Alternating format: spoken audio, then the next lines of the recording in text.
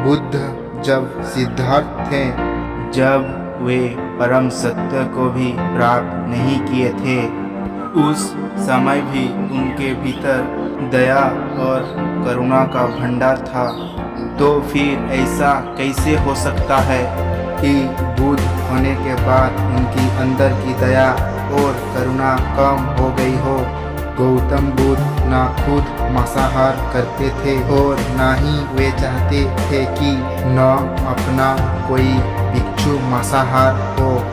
अब आपके मन में यह प्रश्न उठ सकता है कि फिर ऐसा क्यों था कि बुद्ध के बहुत सारे भिक्षु मांसाहार करते थे और आज भी भिक्षु कहने वाले बहुत से लोग मांसाहार करते हैं। इस प्रश्न का उत्तर एक छोटी सी कहानी से आपको समझाने का कोशिश करूंगा।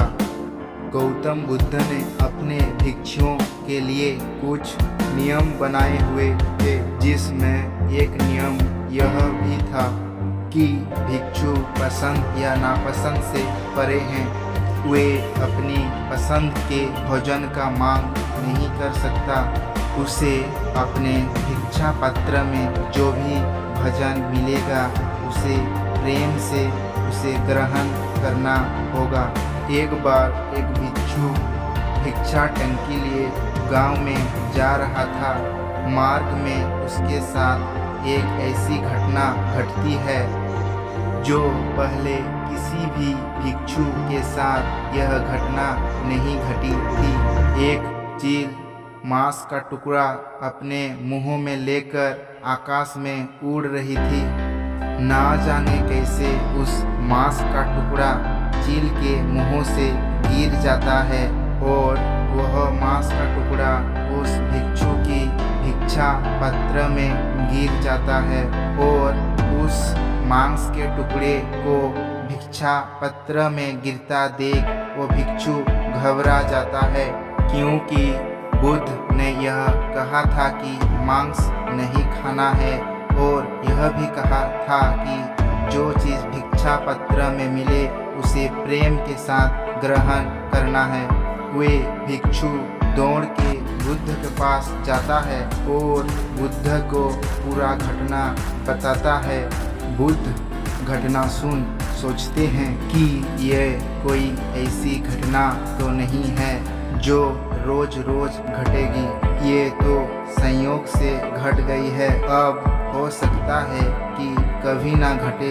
अब रोज चील के मुंह से मांस थोड़ी छूटेगा और गिर भी गया तो वह थोड़ी भिक्षा पत्र में गिरेगा, और इसीलिए इस छोटी सी चीज के लिए नियम बनाना उचित नहीं है। बुद्ध अपने भिक्षु से कहते हैं, तुमने किसी की हत्या तो नहीं की है और ना ही यह मांस तुमने भिक्षा पत्र में मांगा है। यह तो अपने आप ही तुम्हारे भिक्षा पत्र में आ गिरा है। इसलिए अगर तुम चाहो निर्दोष भाव के साथ तुम अपने भिक्षा पत्र में गिरे हुए भिक्षा को तुम ग्रहण कर सकते हो।